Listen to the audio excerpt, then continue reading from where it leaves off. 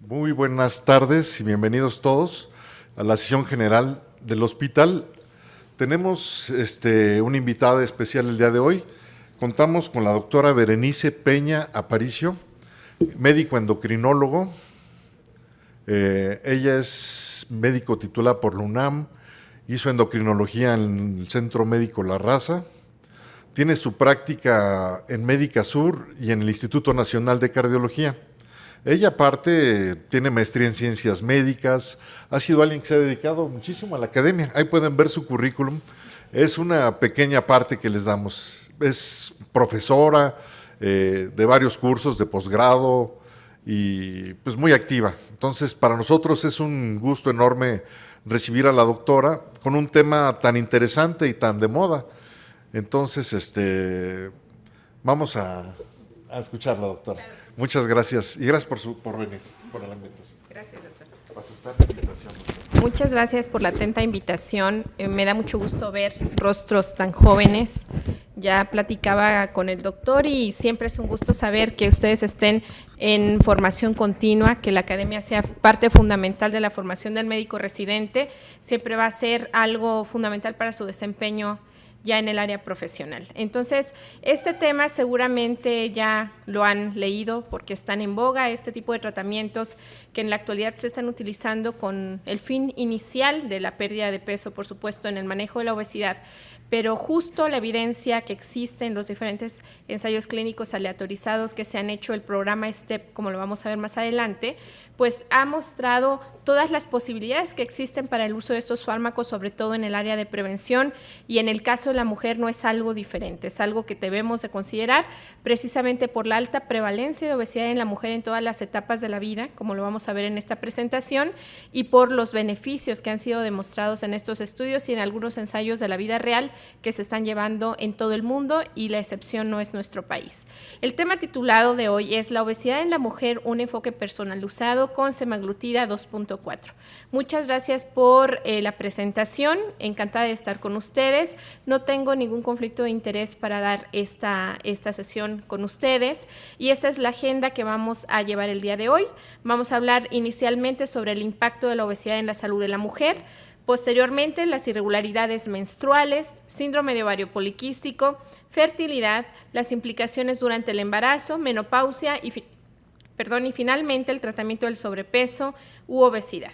Entonces, quiero abrir con esta slide muy interesante, precisamente porque nos pone en el contexto de evaluar en este tipo de gráficas cómo se han presentado las tasas a nivel mundial de obesidad en la mujer y ver y extrapolar este aumento importante de las prevalencias y las tasas a nivel mundial. Vemos en diferentes tonos cómo se ha hecho esta evaluación a partir de 2020 y todas las mujeres consideradas, por supuesto, con las indicaciones para índice de masa corporal, que en el mundo sigue siendo el estándar para poder clasificar el estado de salud y de nutrición, desde bajo peso, peso normal, sobrepeso y obesidad grado 1, 2 y 3, pues recordar que la obesidad está siendo considerada a partir de los 30 kilogramos sobre metro cuadrado, que corresponde a esta obesidad grado 1.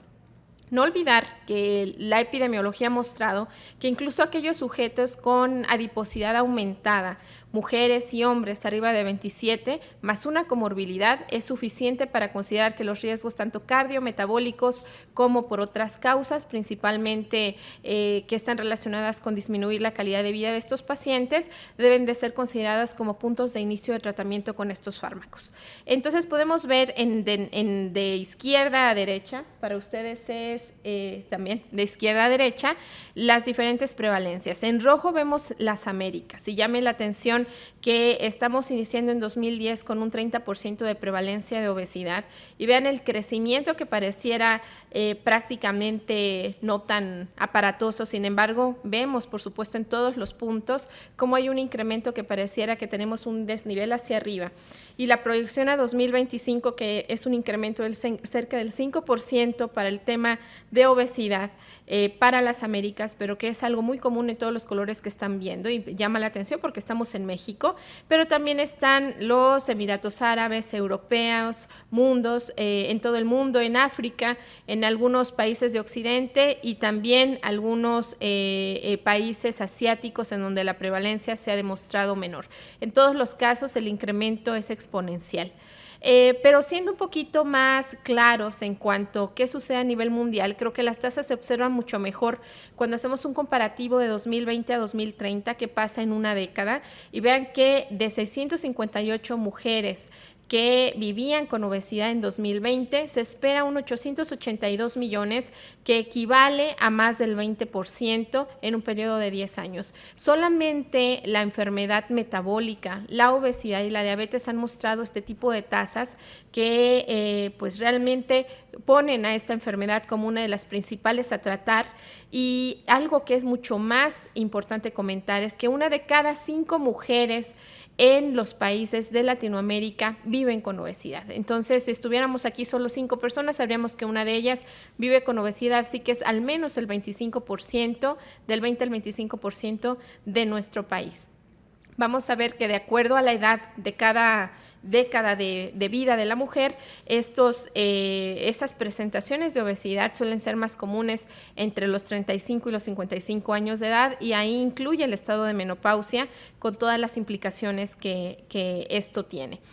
Según el Salud en 2022, se consideró esto ya un desafío, el sobrepeso y la obesidad en las mujeres, y vean que se reportó en nuestra encuesta nacional 67 millones de mujeres en México que viven con obesidad, y de estas cerca del 77% es sobrepeso más obesidad, esta combinación. Y hay algunas cohortes en México como GEA, que es genética aterosclerosa de la enfermedad cardiovascular, que se realizan en el sur de esta ciudad, y he tenido el gusto de ser investigadora de ese grupo, de otras cohortes nacionales importantes de salud metabólica, que también está un estudio Tlalpan que se realiza también en el sur de la ciudad, y otros más que sé por algunos amigos médicos que me han invitado a leer sus resultados, que en todos los casos, en estos pequeños ambientes que están un poquito, pues no sometidos tal vez a escalas tan estrictas de edad y demás, que no tienen tan criterios específicos para evaluarlas, sino que tenemos un grupo diverso, pues este porcentaje ha llegado a ser hasta del 85%, siendo aún más preocupante para el centro de nuestro país. Y bueno, la enfermedad como tal, la obesidad es una enfermedad crónica y multifactorial. Vean, en la parte superior está el desbalance entre la ingesta energética y el gasto calórico. Si lo quisiéramos ver como una formulación simple, es este desequilibrio básico en estos dos aspectos. Sin embargo, verán ustedes que hacia la izquierda vemos que la entrada hedónica, que es un nuevo término que van a estar siendo utilizado recientemente, van a hablar que es el aumento de la palatabilidad de los alimentos, o sea, el placer. Generalmente esta entrada hedónica no ha sido estudiada lo suficiente, sin embargo, con los resultados de estos nuevos fármacos vemos que también hay un impacto en la sensación del placer y el deseo y el atracón por ciertos alimentos. Entonces, haber controlado estos núcleos centrales a nivel hipotalámico es algo sumamente importante, porque es algo novedoso respecto a los fármacos que actualmente están en línea para pérdida de peso. Aquí tomaré un paréntesis para recordarles que tenemos naltrexona, orlistat, fentermina, y que la mayoría de estos fármacos deben de estar no combinados, y que incluso en los mejores reportes de resultados no han tenido una tasa de éxito de más del 6%. Entonces, de encontrar fármacos que nos permitan pérdidas de peso en menos de 6 meses del 10%, con una meta a progresión de cerca del 25% de pérdida de peso, pues esto demuestra que muchos fármacos han sido considerados como similares a lo que sería una terapia quirúrgica o bariátrica. El medio ambiente es otro aspecto importante, el estilo de vida, por supuesto, la idiosincrasia de nuestro país, que nuestros alimentos son ricos en energía, ciertamente tienen buenas concentraciones de fibra. Actualmente la dieta de la milpa es la que estamos considerando como la mejor para nuestro país, porque es muy parecida a la dieta mediterránea, pero siendo optimizada con los alimentos que se promueven y que se tienen en México. Sin embargo, el acceso a ella depende del tiempo, y la mayoría de las personas y me incluyo, que estamos activamente trabajando, que tenemos varias situaciones, varios compromisos, seguramente terminamos comiendo en algún centro comercial, en alguna cadena que nos guste por ciertos alimentos energéticos que llaman la atención, y entonces es difícil que, a pesar de tener estas nuevas oportunidades de tener una alimentación más sana, nos podamos apegar a ellas. Y abajo está la estructura compleja que incluye los aspectos de obesidad, que son el tejido adiposo, las relaciones intrínsecas con el páncreas, intestino, genética y medicamentos. Pero algo importante, y aquí es donde entra lo interesante respecto a las diferencias según el sexo por el porcentaje de grasa corporal, hay que tomar en cuenta que es diferente el metabolismo y es diferente el estado hormonal del hombre y de la mujer, y desafortunadamente en la mujer en los diferentes aspectos de la vida. Es un comportamiento diferente en la niñez, en la adolescencia, en la época del embarazo, por supuesto, en la premenopausia, posmenopausia e incluso en los últimos años de vida, porque depende mucho de las concentraciones estrogénicas en el organismo. Vean que, como podemos ver, no creo que no voy a poder señalarles, perdón, una disculpa. Sí vamos a poder señalarlo. Vean que en comparación con los hombres, esto es muy interesante, vean que esta es la mujer. Hay un aumento del tejido adiposo periférico. Entonces, recuerden que el tejido adiposo periférico es el que debe de tener o tiene la capacidad de tener mayor acumulación de tejido graso. Por tanto, si este incrementa, pues podemos hablar de un incremento hasta de 25 kilos solamente en el tejido adiposo periférico. ¿Qué otra cosa sucede distintiva entre el hombre y la mujer? Hay agrandamiento de los depósitos adiposos periféricos, porcentualmente hablando, y que esto también conlleva un secuestro de agua. Por tanto, la mujer tiene mayor riesgo de hipertensión y de disconfort y dolor multifactorial asociado al incremento del peso y adipocitis, o sea, inflamación del tejido adiposo. Por otro lado, hay una disminución de los depósitos adiposos intraabdominales. Creeríamos que esta disminución de los depósitos abdominales podrían mejorar las condiciones de factores de riesgo, porque saben muy bien que el tejido adiposo activo en la mujer y en el hombre es precisamente el intraabdominal, el que nos confiere mayor riesgo cardiovascular por el porcentaje de grasa visceral. Sin embargo, si lo vemos en el contexto de actividad, verán que hay mayor captación postprandial de ácidos grasos libres derivados de los alimentos por el tejido adiposo visceral en hombres que en mujeres. O sea que si es más captante, es verdad que tal vez está alrededor de los diferentes órganos, habrá un poquito de inflamación periférica. Sin embargo, esos ácidos grasos libres no están expresados o no están en el torrente sanguíneo, disminuyendo el riesgo cardiovascular, a diferencia que en el caso de las mujeres, donde las citocinas, la interleucina 6, el factor de necrosis tumoral alfa, entre otros más, confieren mayor riesgo.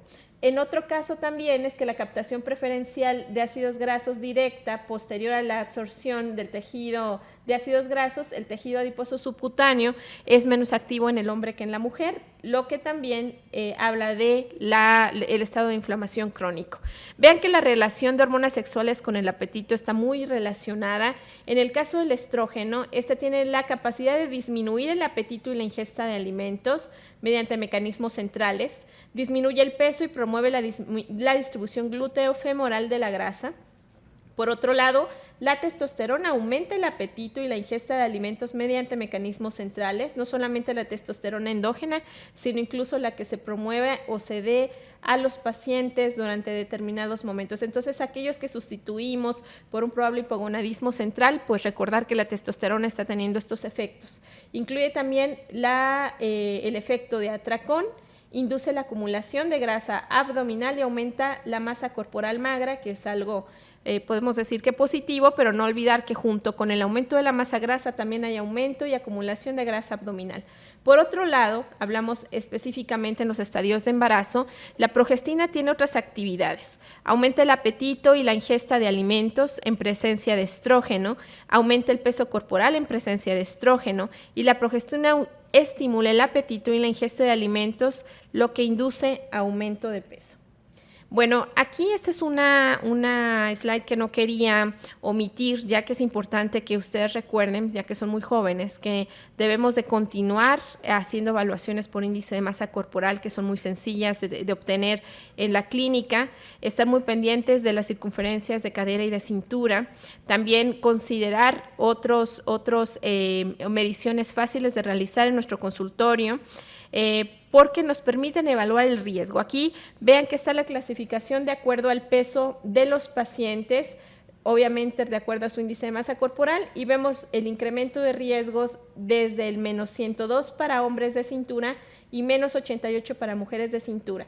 Por tanto, hablamos de obesidad y, por supuesto, aumento del porcentaje de grasa visceral en hombres con 102 de cintura y mujeres arriba de 88. Y si ven, los riesgos son alto, muy alto y extremadamente alto para riesgo cardiovascular, y esto es independientemente a la edad.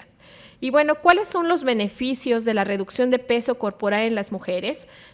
Son evidentes. Disminución del riesgo de osteoartritis. La mayoría de las pacientes que acuden a consulta con un índice de masa corporal por arriba de 32 comentan que el dolor de cadera, de columna y de rodillas es intenso. Incluso muchas de ellas llegan consumiendo AINES de manera crónica.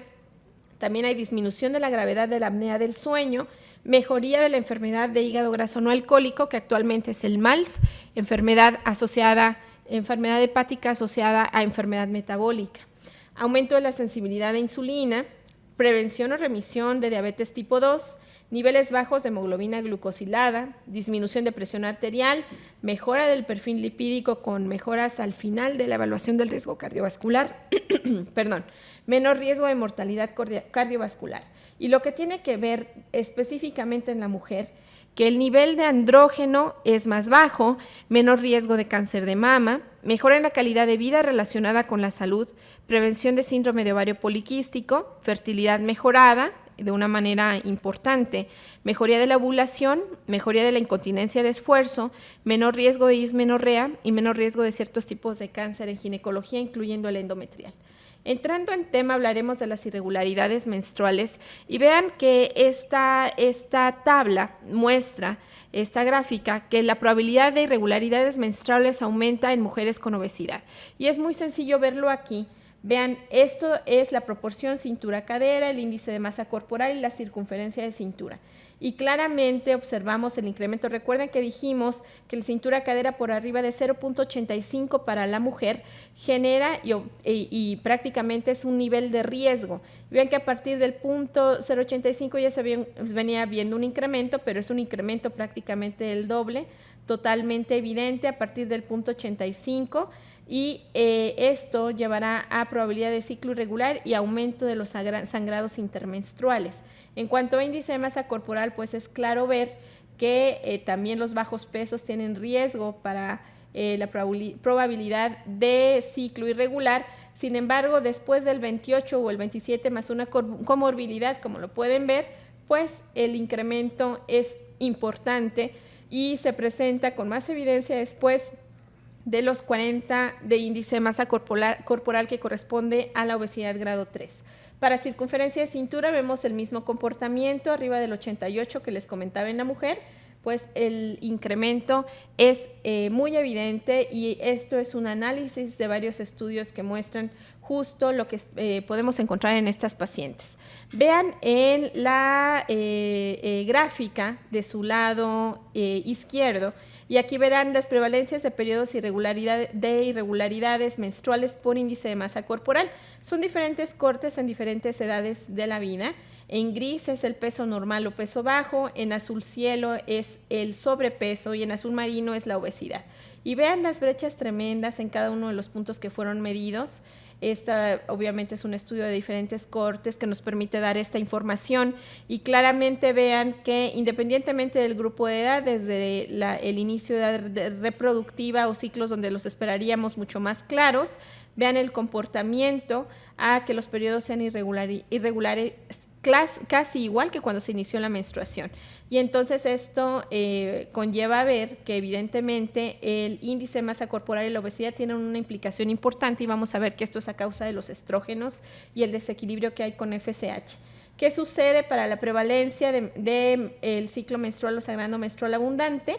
Pues algo muy parecido, ¿no? Y vean que la obesidad pues evidentemente muestra, sobre todo en el grupo entre los 37 y 42 años, un incremento importante para ambos grupos. Algo importante es que el hecho de que haya obesidad, hay un intercambio que incrementa la aromatización de muchas hormonas androgénicas en el organismo.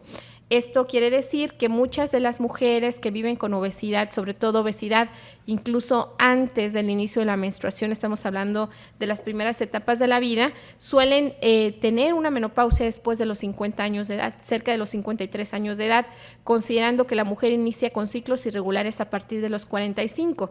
Entonces estamos hablando más de 5 a 8 años donde la mujer va a requerir un tratamiento importante para normorregularizar ciclos o incluso, a pesar de ello, tener algunas complicaciones como son anemia crónica, y todo derivado del estado de obesidad. Respecto a la fisiopatología de la obesidad y la irregularidad menstrual, es muy común, a lo que seguramente ustedes ya conocen.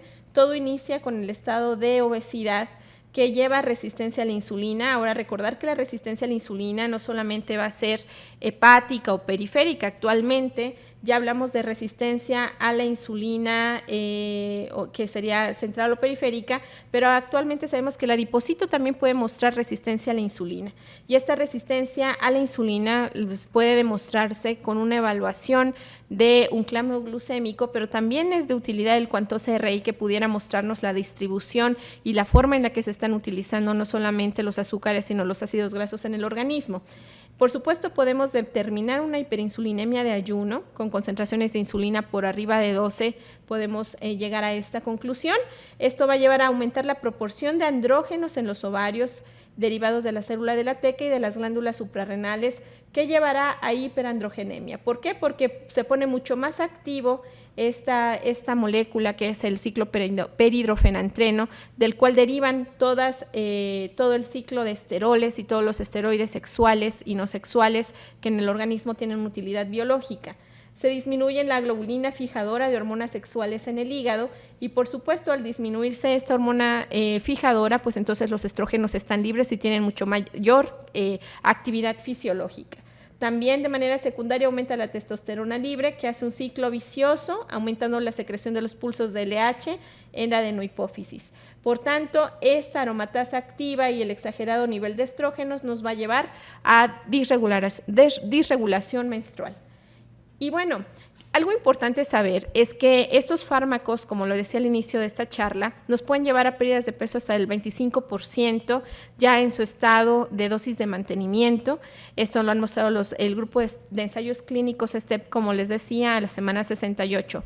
Sin embargo, para beneficios en la mujer respecto a ciclos biológicos, a ciclos menstruales, incluso al estado de preembarazo, justo el estado de ovulación, o en aquellas mujeres en donde existe infertilidad, bueno, pues es importante recordarles que no necesitamos una pérdida masiva de peso. Se ha demostrado en los estudios de que el 5 al 10% de pérdida de peso mejora la frecuencia de la ovulación, restaura los ciclos menstruales normales y restaura la fertilidad. Y una mujer que tiene infertilidad por incremento de peso tiene una disminución hasta de 4% por cada punto de índice de masa corporal aumentado después de los 27, que es como nuestro parámetro de evaluación en las mujeres con enfermedad metabólica. Además, mejora los parámetros endocrinos, como son disminuir los niveles de testosterona libre, de LH y de insulina. E incluso lo que les decía, no alcanzar el peso restaura estos porcentajes, restauran todos los niveles hormonales normales que van a mejorar todos estos aspectos. En cuanto al síndrome de ovario poliquístico, vean aquí, este es un pequeño estudio de 675 mujeres en edad reproductiva y, bueno, evidentemente las clases, dependiendo de la obesidad, es donde se incrementa la prevalencia de síndrome de ovario poliquístico, siendo más importante en la clase 2, ¿sí? O sea, cuando estamos entre el índice de masa corporal de 30 hasta 34.5 es donde se observa mayor prevalencia, pero muy cercana a lo que tenemos en obesidad 3 y más. Vean, muy importante considerar aquí que el bajo peso también tiene un porcentaje importante de síndrome de ovario poliquístico. Entonces, no olvidar los fenotipos de síndrome de ovario poliquístico, pero si estamos pensando en el fenotipo A y B con hiperandrogenemia, esperaríamos buscarlo y encontrarlo con más frecuencia en la clase 2 y 3 de obesidad. Y bueno, el hiperandrogenismo es la característica definitoria, al menos hormonalmente hablando, del síndrome de ovario poliquístico y está fisiológicamente relacionada con la obesidad. Vean que tiene mucho que ver con la disminución de la globulina fijadora de hormonas sexuales, pero todo viene a partir de la obesidad, de la hiperadiposidad, la hiperinsulinemia. Posteriormente, en el eje hipotalámico e hipofisario hay un incremento de las frecuencias del pulso y la liberación de la hormona liberadora de hormonas sexuales, aumenta la LH y la FSH, conlleva hiperandrogenismo y disfunción menstrual. Si nos vamos del otro lado, la hiperinsulinemia incrementa la resistencia a la insulina a nivel pancreático, promueve la presencia de prediabetes y diabetes tipo 2, hay una activación ovárica indirecta con aumento de producción de hormonas, aumentan los andrógenos ováricos y nos lleva al mismo punto, disfunción ovárica. Y entonces aquí hacemos este triplete de hiperandrogenismo, disfunción menstrual y disfunción ovárica. Entonces, vean de dónde parte. Pero vuelvo al punto, los efectos de la pérdida de peso, incluso solamente del 5%, nos lleva a estos resultados clínicos. 56% de las mujeres con esta pérdida de peso mejorarán los ciclos regulares, a ciclos regulares. El 48% mejorará en ovulación espontánea, 32% mejorará la oportunidad del embarazo, 25% mejora el nacimiento con vida de estos productos, una reducción en la cantidad de microfolículos del 19.9%, que es importante e impactante en las pacientes con síndrome de ovario poliquístico, y reducción del volumen ovárico hasta del 18%. Y esto es un resumen de lo que hemos comentado, que estos disminución de los niveles de insulina endógena, disminuyen la resistencia a la insulina, se disminuyen los andrógenos que provienen de las concentraciones de colesterol de LDL, mejoran los ciclos menstruales, la ovulación y la fertilidad. Por tanto, también hay una reducción del hirsutismo, acné y afección cutánea, reducción como factor de riesgo cardiovascular, que esto se hace mucho más interesante cuando hablamos en el tema de menopausia, y mejora los resultados psicológicos. Para el tema de fertilidad, vean, en varios estudios se halló que el riesgo de infertilidad es 3 veces mayor en mujeres con obesidad que con mujeres sin obesidad. Y esto también demuestra que en mujeres no obesas y que no viven con sobrepeso hay mucho más oportunidad de que los ciclos puedan ser asistidos con una terapia, ya sea ICSI, sea in vitro, y tener terapias de éxito. Nuevamente volvemos a ver aquí las clases de obesidad, y entonces prácticamente el 18% de la prevalencia de infertilidad se encuentra en los estadios de obesidad, del 18 hasta el 22% dependiendo la corte que se evalúe. Entonces ese punto es muy importante, más si volteamos a ver este gráfico donde se demuestra que ante un índice de masa corporal superior a 29, esto se asocia con disminución de la fertilidad, y es muy claro en este gráfico. Vean, a partir del 29 tenemos una caída evidente de la oportunidad de que se logre el embarazo. Entonces, un índice de masa corporal alto y ante cada punto extra disminuye hasta 4% la tasa de embarazo. Eso es importante recordar. Y cuando una mujer se encuentra en un índice de masa corporal de 40, la probabilidad de quedar embarazada es de un 43% menor en comparación al peso normal. Entonces, esto sí impacta en una mujer, sobre todo considerando que la mayoría de ellas se acerca al ginecólogo o al endocrinólogo cuando tiene más de 35 años de edad, donde sabemos que las oportunidades de cambio, de ajuste, están limitadas, donde incrementan los riesgos. No es, por supuesto, estamos preparados justo para tener a estas pacientes en las mejores condiciones y lograr junto con ellas el éxito de un embarazo, pero la realidad es que es mucho más complejo poder dar expectativas respecto a estos diferentes escenarios. ¿Y por qué la obesidad está estrechamente relacionada con la reducción de fertilidad? Porque se ha demostrado que ante la obesidad, un índice de masa corporal arriba de 30, hay mayor atresia folicular, y es de manera temprana. Hay maduración meiótica tardía, aumento de aneuploidías, esto que es independientemente del peso, también esto está derivado de la edad, aumenta la apoptosis folicular, disminuye la desidualización estromal, disminuye la receptividad endometrial, aumentan ya desde el punto de vista del adipocito. Recordar que el adipocito es una glándula endocrina, desde hace 3 años ha sido estudiada, no es la excepción en nuestro país. Hay varios estudios que se encargan de evaluar al adipocito no solamente en su actividad, parácrina, sino que también se evalúa incluso ya en pequeñas biopsias de distintas mujeres en distintos pesos, justo lo que ven aquí adelante, que son las citocinas, los ácidos grasos libres, la respuesta a andrógenos y estrógenos, la leptina, el factor de necrosis tumoral alfa, la interleucina 6. Y el incremento de resistencia a la insulina y la hiperinsulinemia, pues evidentemente se asocian con disminución de la fertilidad. Las gonadotropinas disminuye la hormona del crecimiento, sobre todo los pulsos, entonces esto hace mucho más complejo completar los objetivos hormonales para lograr el embarazo. Y bueno, lo que les decía, que también el órgano periférico encargado del reciclado de este tipo de hormonas y de su actividad y vida útil fisiológica se ven afectados. Y vean, el impacto de la pérdida de peso en fertilidad aquí no es del 5%. Para este estudio, es un estudio pequeñito, solamente 52 pacientes, pero lo interesante fue que se encontraron en todos ellos diferencias estadísticas, como lo pueden ver. Entonces, ante la pérdida del más del 10%, hubo una tasa de concepción mayor del 88%, tasa de nacimiento con vida del 71%, tasa de concepción espontánea del 35%, tiempo de concepción en días, 226 días, lo que superó significativamente cuando esa pérdida de peso es menor al 10%. Entonces, el impacto de llegar al menos al 10% de pérdida de peso, ya vimos el impacto hormonal y ahora vemos el impacto en cuanto a las tasas de concepción. Aquí hay otro estudio, son diferentes, este es un metaanálisis, diferentes ensayos clínicos aleatorizados, donde se evaluó la dieta y el ejercicio y se encontró que el 1.59 veces más de probabilidades de quedar embarazadas en aquellas mujeres que lograron la pérdida de peso. Y entonces aquí podemos ver esto como algo significativo que favorece la pérdida de peso y que hay que tomarlo en cuenta. Ahora, ¿qué dicen las guías de fertilidad? Hay diferentes guías, como lo pueden ver aquí. Está la American Society for Reproductive of Medicine, quien recomienda el asesoramiento previo a la concepción para abordar las consecuencias de la obesidad en la reproducción y el feto materno. También está la American Society Metabolic and Bariatric Surgery, quien recomienda la pérdida de peso mediante cirugía bariátrica o sin cirugía, si tenemos un tratamiento que permita la pérdida de peso al menos del 15%.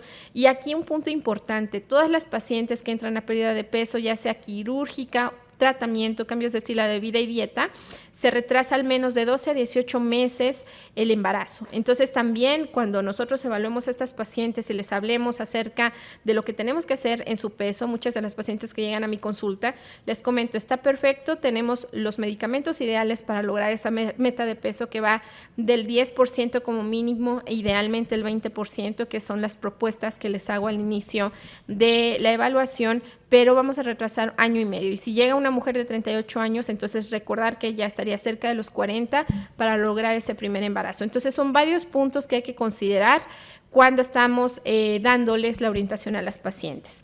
¿Qué nos dice el British Fertility Society?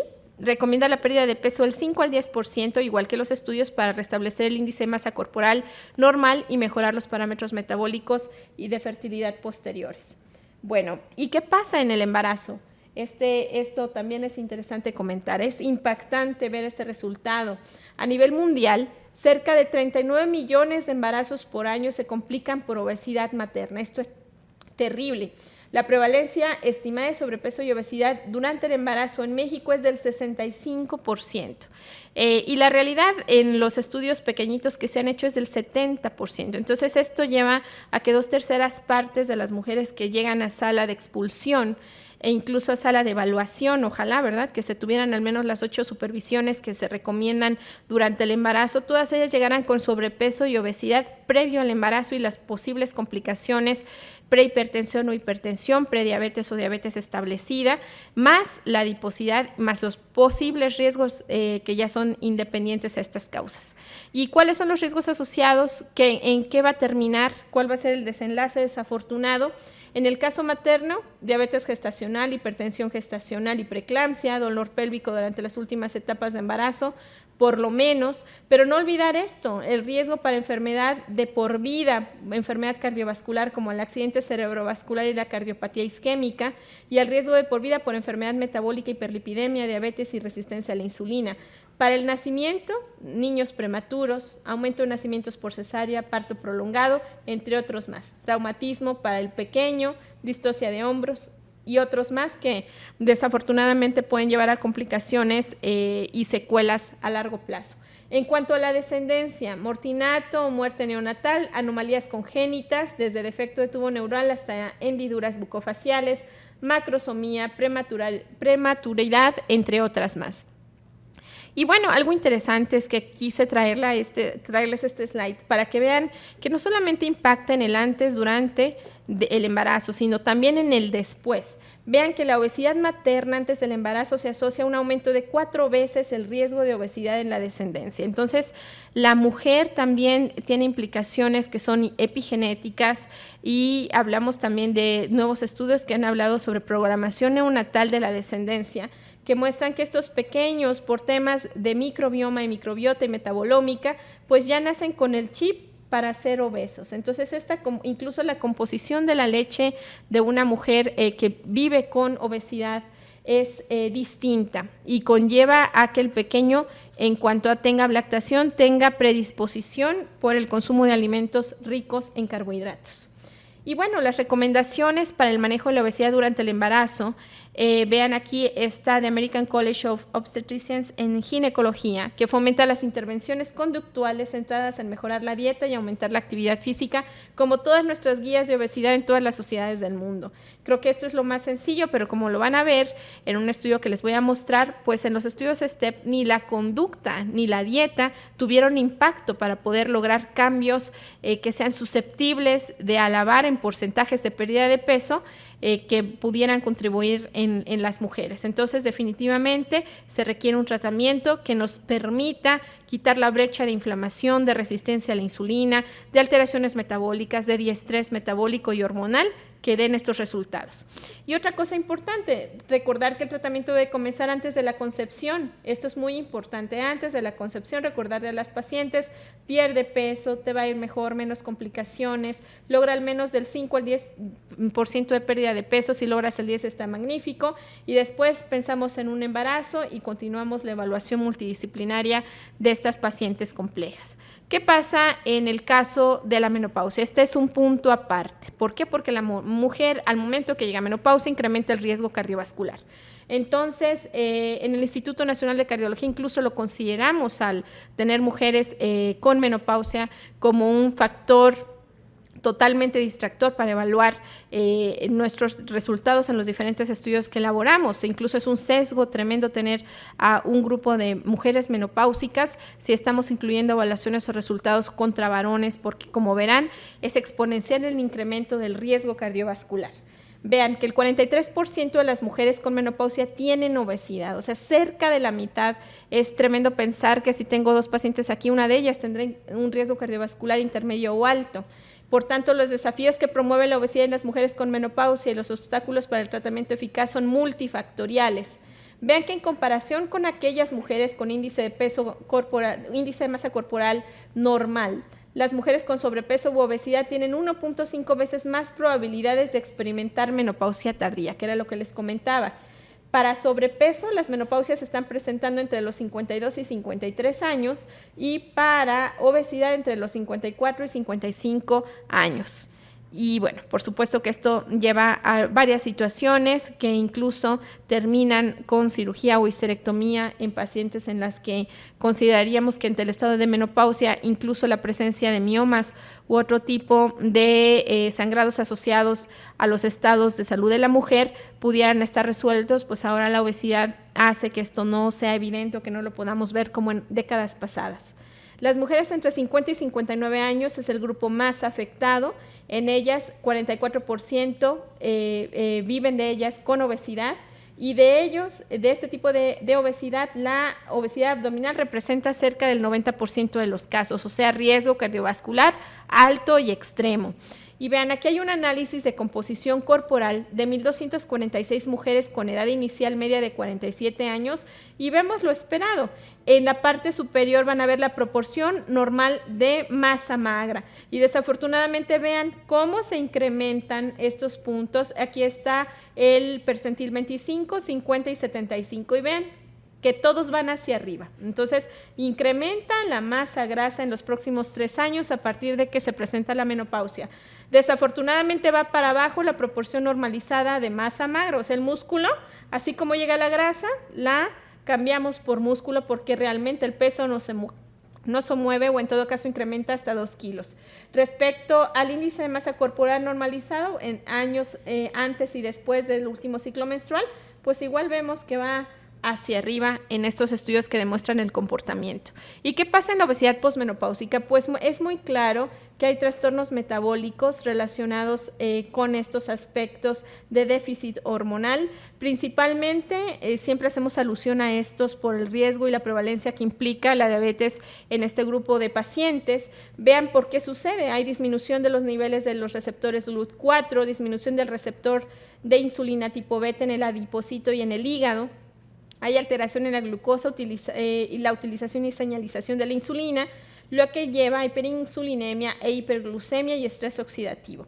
Por otro lado, los trastornos metabólicos lipídicos, se hace una inversión de las concentraciones de HDL y LDL, principalmente partículas pequeñas y densas que confieren riesgo cardiovascular, incrementa la síntesis de triglicéridos y de hipertrigliceridemia, depósito de grasa hepático o enfermedad por esteatosis hepática en enfermedad metabólica.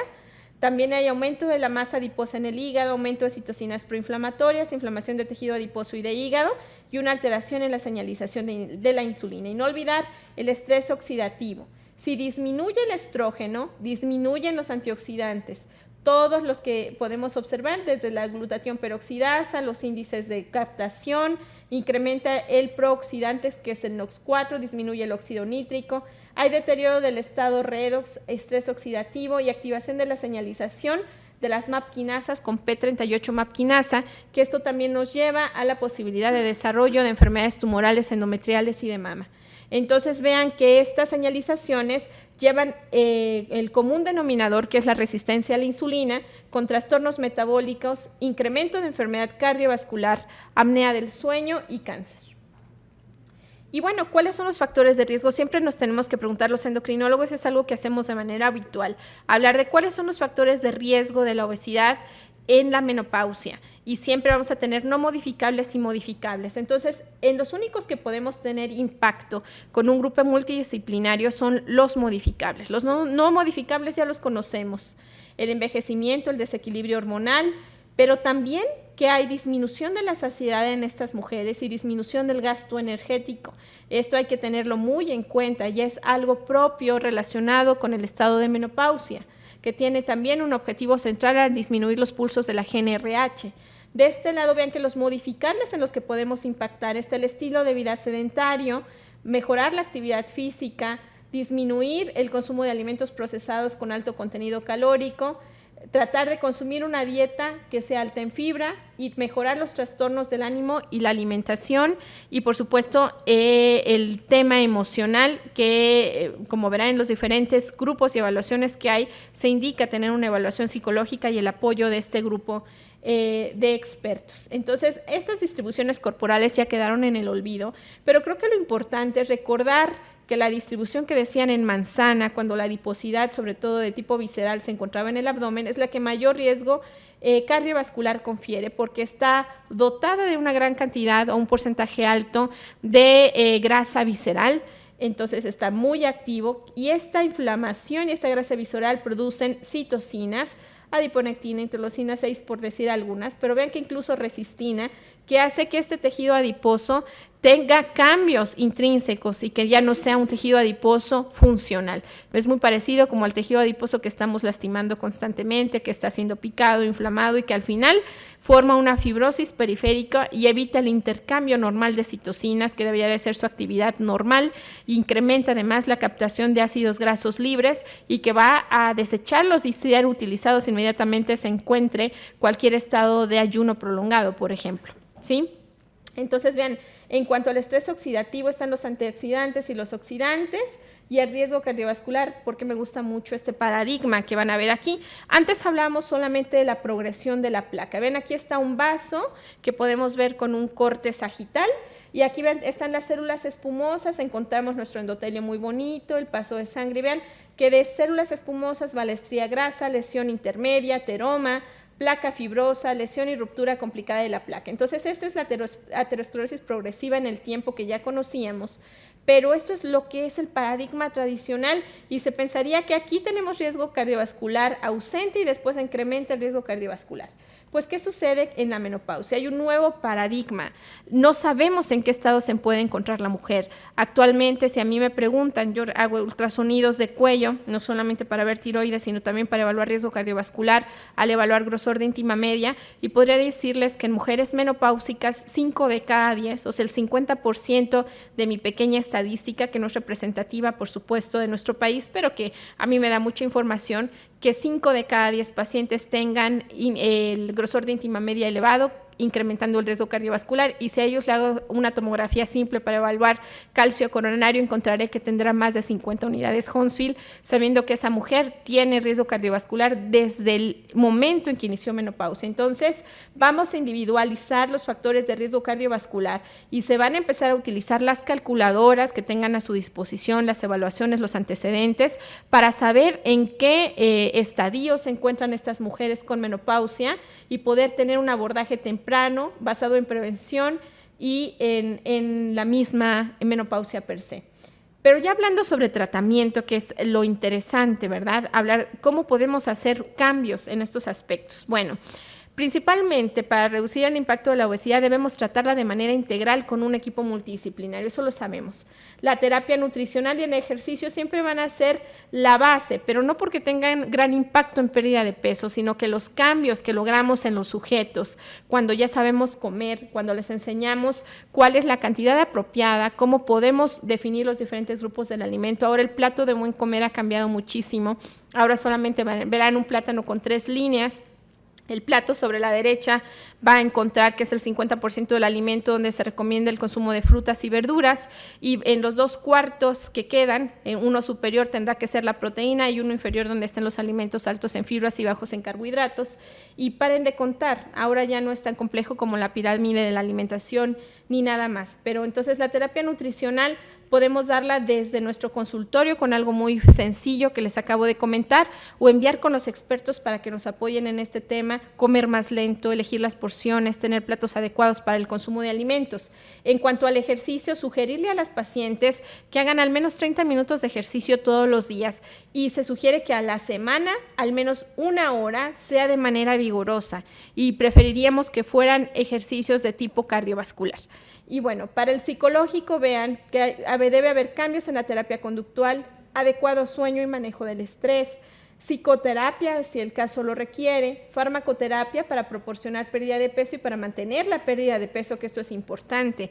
Muchos de los pacientes regresan muy decepcionados o van incluso a la consulta diciéndome: doctora, ya no quiero probar ningún fármaco porque tengo dietas milagro, shots milagro, licuados milagro, he estado participando en más de 5 tipos distintos de programas para pérdida de peso y en todos tengo una reganancia de peso o rebote, que es lo que comentan los pacientes. Bueno, todo esto hay que explicarlo con claridad para que podamos tener resultados óptimos. Y en último término, la cirugía bariátrica, que debe ser de elección mutua.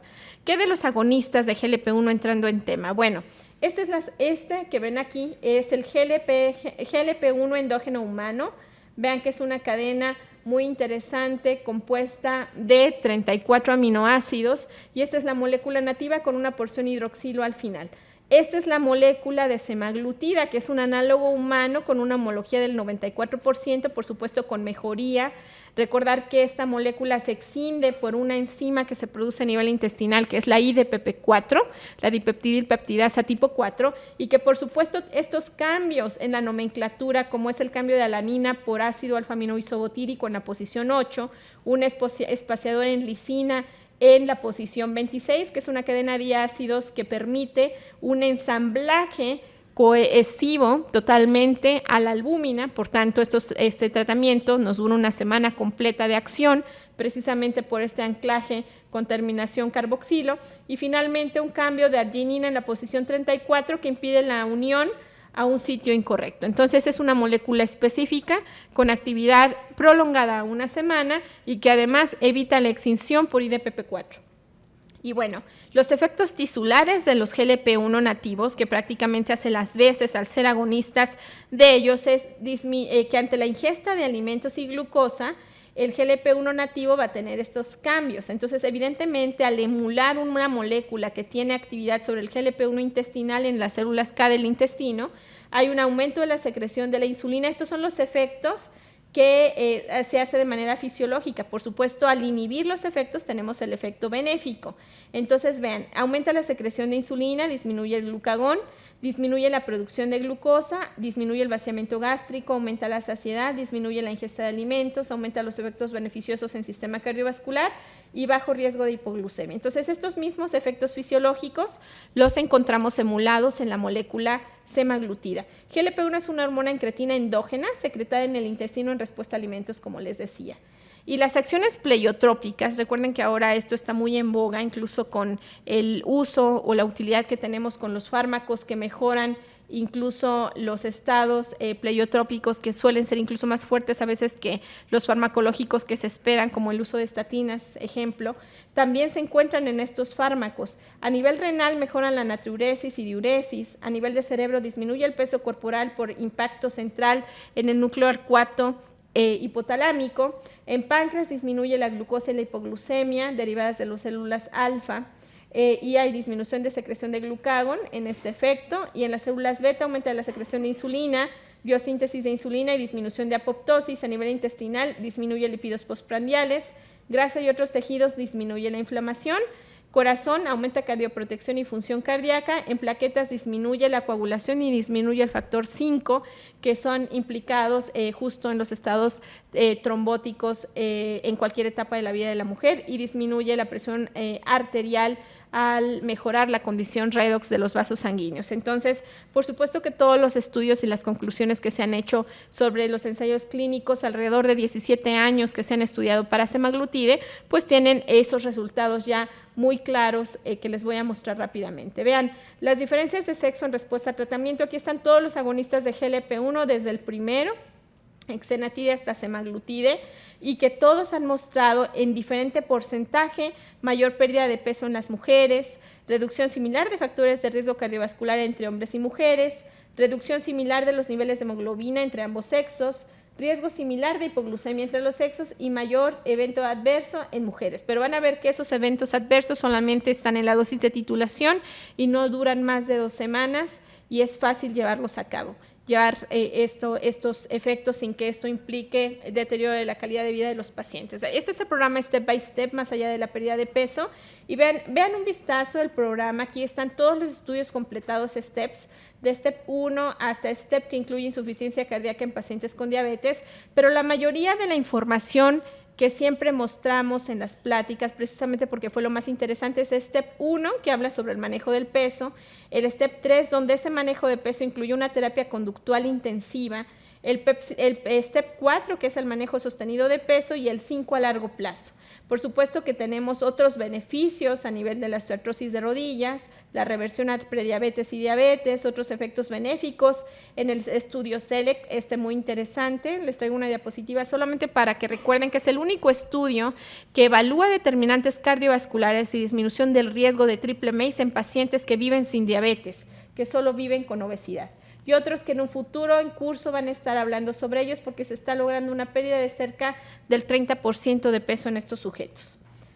Bueno, el estudio STEP, que es lo que se emula en cada uno de los STEPs, creo que este es el base para que se lo lleven en mente. Son 1,961 pacientes los que se evaluaron, hombres y mujeres adultos, todos con obesidad, con un índice de masa corporal arriba de 30 o sobrepeso más una comorbilidad. y siempre un peso estable en los últimos 3 meses y todos ellos sin diabetes. Se va a una aleatorización y aquí es donde hacemos y evaluamos cómo va el escalamiento de dosis mes con mes. O sea, son 4 semanas para dosis de 0.25, 4 semanas para dosis de 0.5, 4 semanas para dosis de 1 miligramo, 4 semanas para dosis de 1.7, de tal forma que en la semana 16 se logró el escalamiento de dosis e iniciamos con la dosis de sostén, que es de 2.4 miligramos subcutáneos de semaglutida una vez a la semana. Se evalúan los resultados en la semana 68 y al final de los estudios podemos tener algún estudio post-hoc que llame la atención. Vean aquí que para los STEPS en todos los casos hubo mayor prevalencia de mujeres que de hombres. Aquí 3/4 partes eran mujeres, la edad de media 46 años.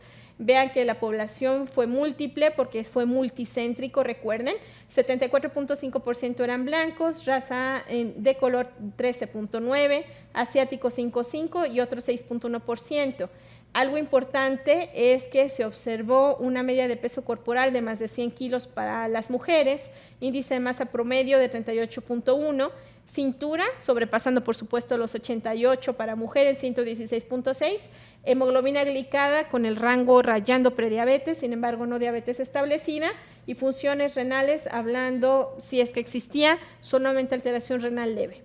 Entonces los resultados son bastante consistentes. Vean aquí en gris es la comparación de placebo para hombres, en azul cielo semaglutida 2.4 para hombres y en azul marino semaglutida 2.4 para mujeres. Y en las semanas, en el tiempo en el que fue de la semana 0, la aleatorización a 16 y 68 para ver los resultados de los estudios. Y vean claramente cómo se separan los gráficos, ¿verdad?, respecto a placebo, y observen que la mayor caída de peso y los efectos con mayor respuesta fueron en el grupo femenino.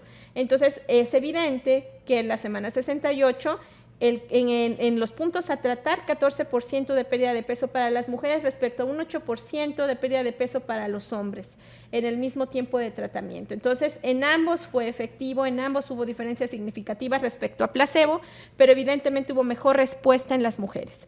Las reducciones de peso corporal aparecieron mayores en las mujeres que en hombres, como les decía, y esto derivado del apego, derivado también del consumo de diferentes alimentos, pero también porque se sabe que los efectos en la mujer mejoran mucho la calidad de estrógenos en el organismo y por tanto, todo después de evaluar lo que les platicaba al inicio de la plática, pues es evidente que íbamos a tener estos resultados. Para masa corporal total, masa grasa total, una disminución del 9.3 contra 5.3, masa magra total, 6.4 contra 1.7 y la visceral no fue tan significativa, pero sí hubo una diferencia entre los grupos que permitió hacer una reducción de riesgo cardiovascular. Y en la semana 68, circunferencias de cintura menores en ambos grupos, mayor en las mujeres, también de presión arterial cerca de 5 milímetros de mercurio, la diastólica cerca del 3%, hemoglobina glicada cerca de 0.5, que incluso metformina no logra esos parámetros y no era el objetivo específico de ver. Para el riesgo cardiovascular, vean triglicéridos, colesterol no HDL y PCR con una disminución significativa en ambos grupos, principalmente en mujeres, lo que explica por qué el riesgo cardiovascular es reducido en la evaluación que se hizo por SELECT. Las conclusiones de este estudio es que semaglutida 2.4 una vez a la semana se asoció con pérdida de peso sustancial y clínicamente significativa en ambos sexos, con mayor porcentaje en mujeres que en hombres. La mayor reducción del peso corporal entre las mujeres tratadas con semaglutida 2.4 también se acompañó de los factores cardiometabólicos reducidos, como son circunferencia de cintura, presión arterial sistólica y diastólica, triglicéridos y PCR. Y bueno, ¿qué hay de SELECT? Aquí solamente recordarles que este estudio SELECT se les ocurrió, bueno, si hay tanta mejoría clínica, mejoran los parámetros metabólicos y cardiovasculares, ¿qué vamos a hacer? Bueno, vamos a hacer un estudio que incluya pacientes, mujeres y hombres con enfermedad cardiovascular establecida, mayores de 45 años de edad y recuerden que dijimos que con una comorbilidad, entonces entraron pacientes con un índice de masa corporal de 27, más la comorbilidad que es la cardiovascular. Los criterios de exclusión, que estos pacientes vivieran sin diabetes. Entonces se incluyeron 17.604 pacientes, de las cuales 4.872 fueron mujeres. Aquí se invierte, ven aquí, prácticamente una tercera parte son mujeres, una cuarta parte son mujeres y el resto son hombres. Sin embargo, se hizo un estudio específico por grupos y se evaluaron a la semana 16 y posteriormente el tratamiento a 68 semanas. Entonces, este también fue un estudio multicéntrico, aleatorio, doble ciego, que se realizó en 804 centros en 41 países distintos. Entonces, sus criterios de MACE muy establecidos, que es la muerte compuesta por causas cardiovasculares, infarto al miocardio no mortal y accidente cerebrovascular no mortal, y se observó en el resultado 20% de disminución del riesgo relativo para la población general. Y como podrán ver, se descartó pacientes con diabetes. Entonces, estos estudios post-hoc mostraron esos resultados.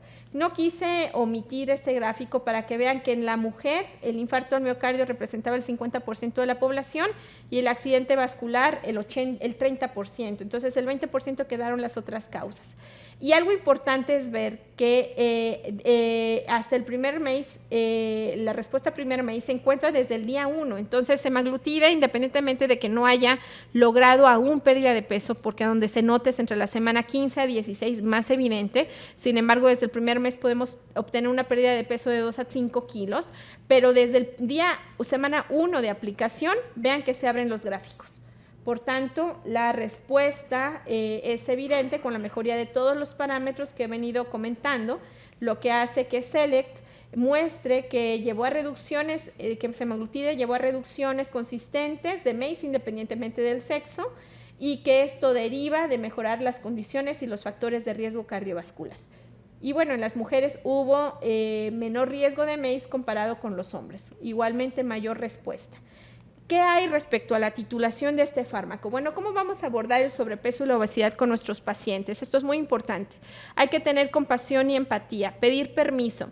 Actualmente es causa de demanda que tú le digas al paciente, estás obeso y por eso vas a tomar tal cosa. No se les puede tratar de esa, incluso la forma en la que hablamos de estos pacientes debe de ser, usted es un paciente que vive con obesidad, usted es un paciente que vive con diabetes. Entonces, y hacer estas preguntas, ¿está bien si hablamos del peso? Si nos dicen que sí, evaluar una historia completa, desde los objetivos que le importan al paciente hasta nuestros objetivos como médicos y asesores. Ver el manejo, hablar sobre la terapia nutricional médica, si no tenemos las suficientes herramientas, mandar al nutriólogo, iniciar el ejercicio desde el día 1, paulatino y escalonado, el enfoque psicológico con un enfoque cognitivo hacia el cambio de conducta, psicoterapia, si el caso lo corresponde, y después de esta evaluación proponer los cambios terapéuticos e iniciar nuestros fármacos y llegar al punto de cirugía bariátrica si se requiere. Que el paciente esté con nosotros aceptando las metas y que estemos pendientes de cada mes evaluar a estos pacientes. Aquí hay un QR que pueden tomar, es la guía que presentamos en la Sociedad Mexicana de Nutrición y Endocrinología el año pasado sobre el manejo de sobrepeso y obesidad. Es una revisión muy completa, mexicana, que es interesante que la tengamos y que la podamos supervisar porque incluye también algunos estados específicos, no solo en la mujer, sino en el varón. Y bueno, ¿por qué la traje a colación? Porque en esta guía ya dijimos que es más importante, los cambios del estilo de vida y la dieta son importantes, pero si tenemos que tomar decisiones en sujetos mayores de 18 años de edad que viven con sobrepeso u obesidad, hay que iniciar en el manejo como la línea inicial liraglutide o semaglutide como agonistas de GLP-1 para tener una intervención correcta, con un nivel de fortaleza recomendable y 3 puntos de certeza de evidencia para nuestra guía. Y bueno, esto es lo que van a encontrar para semaglutida. Ya son plumas con 4 dosis que van para cada una de las dosis de tratamiento escalonado de 0.25, 5, 1, 1.7 y 2.4. Cuando llegamos a 2.4 estamos hablando que ya estamos en la dosis de mantenimiento.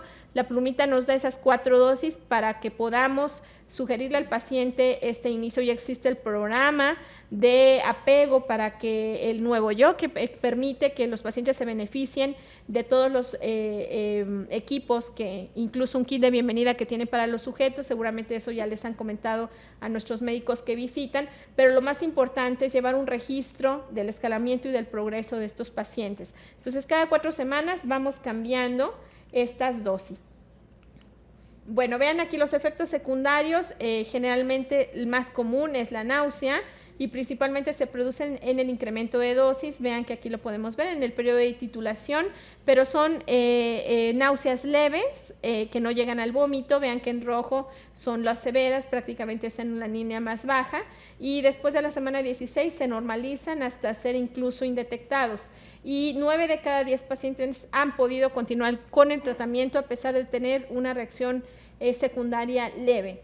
Entonces, es bastante sostenible el fármaco desde este punto de vista. Aquí está otra gráfica para que vean, de pastel, para que vean la presencia de náusea, diarrea, vómitos y estreñimiento que se presenta en una cuarta parte de la población, pero si hay un escalamiento adecuado de dosis, se puede educar, explicar y escalonar efectivamente a los pacientes. Ahora, si algún paciente no tolera una dosis, lo que se decide es regresar a la dosis previa bien tolerada un mes más y escalonar un poquito más lento. Entonces, estos perfiles permiten que los datos de seguridad de este fármaco sean óptimos. Ahora, los consejos y estrategias para ayudar a mitigar y controlar los efectos secundarios es reducir el tamaño de la comida, aprender a comer alimentos lentamente, evitar las comidas picantes o grasosas, beber menos bebidas carbonatadas o alcohólicas y beber más agua, y comer alimentos ricos en fibra. Otro punto como tip que les doy es que cuando se inician los tratamientos, sugerirle al paciente consumir los sólidos inicialmente, y a la media hora los líquidos, para poder tener mejor respuesta y mejor tolerancia. Las conclusiones de esta presentación son que semaglutida 2.4 promueve una pérdida de peso sostenida mayor en mujeres, ayuda a controlar el apetito al disminuir los antojos, contribuye a la mejora de enfermedades cardiovasculares, facilita la mejora de la osteoartritis, actúa como un preventivo contra la diabetes, y el objetivo del tratamiento es transformemos la salud y la calidad de vida y no solamente el peso. Muchas gracias por su atención. Abierta a preguntas.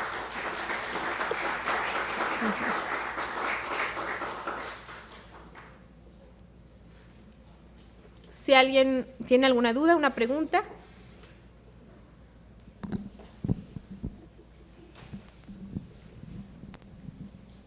Básicamente felicitar a la doctora, creo que estuvo completísima la plática. Gracias, doctor. Y realmente yo creo que es un momento emocionante. Nuestros médicos jóvenes, digo, ahorita tienen muchas armas, pero durante muchos años nunca tuvimos algún medicamento o algo que nos ayudara al control de peso. Como ustedes pueden ver, es una epidemia lo que tenemos de sobrepeso. Y esto, pues, es algo que les va a tocar lidiar, y vean todos los efectos, tan solo en la mujer, pero en el hombre y en todo lo demás, tiene una influencia significativa. Y es algo que cada encuesta salimos peor y peor y peor. Pues es algo que no ha parado de tenerse. Uno puede decirle al paciente, haz ejercicio, cuídate y todo, pero muchas veces no es suficiente. Entonces, no habíamos tenido prácticamente, yo que recuerde, algún medicamento como este. ¿No es así, doctora? Es correcto, doctor. No, realmente es un grupo formidable de nuevos fármacos. Antes teníamos Exenatide, que cuando me tocó ser residente como ustedes hace 10 años, no, ya 14, hace 10 terminé, ¿verdad? La realidad es que solamente contábamos con el primero que les mostré, que es Exenatide, y era una aguja enorme de 7 milímetros de diámetro. La veías y parecía aguja calibre, que se me ocurre, un 24, y decías, no, yo no me voy a picar eso. Y también era de administración semanal, y evidentemente no toleraban por los efectos locales los pacientes el fármaco, pero era el único real agonista mimético de incretina con excelente respuesta. Pero por supuesto que se tenía que modificar la molécula, ser aún más activa, menos alergénica, menos dolorosa, y ahora tenemos semaglutida y tirzepatide, por ejemplo, también como medicamentos que en la actualidad se están utilizando. Muchas gracias. A sus órdenes. ¿Alguien tiene alguna pregunta o algún comentario?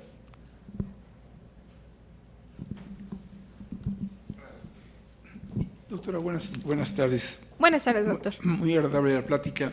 Oye, Gracias. ¿qué pasa con los pacientes que tienen elevaciones de amilasa y lipasa y que están tomando ese tipo de tratamiento? ¿Cuál es la conducta a seguir?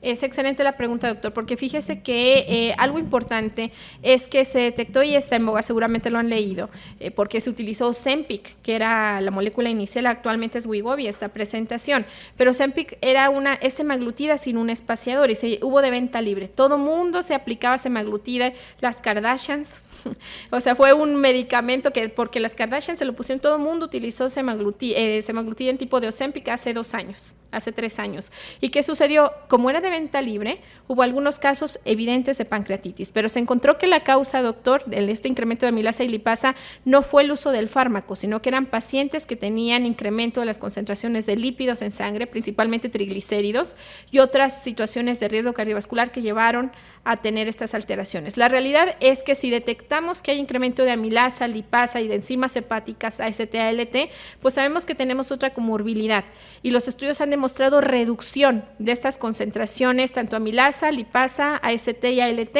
Entonces podemos utilizarlo confiadamente, pero hay que voltear a ver el perfil lipídico de los pacientes, si hay prediabetes, si hay alguna infección de vías urinarias, si hay algo más, tratar primero la enfermedad base al menos por un mes, dar tratamiento, descartar la presencia de fibrosis o esteatosis hepática severa, que lo podemos hacer con un fibroscan, y detectar que no haya dolor abdominal crónico. Si lo hubiera, lo que se sugiere es iniciar estrictamente con la dieta, mejorar las condiciones, utilizar algún antioxidante que puede ser resveratrol por un periodo de un mes y después iniciar el tratamiento. Con esto se obtendrían los mejores resultados, pero no existe contraindicación para su uso ante una elevación de amilasa y lipasa. Por supuesto que si son elevaciones compatibles con pancreatitis crónica, tendremos que hacer una evaluación tomográfica y ver si no hay algo de base, la presencia de algún quiste pancreático o alguna otra lesión previa en los pacientes. ¿Alguna otra pregunta?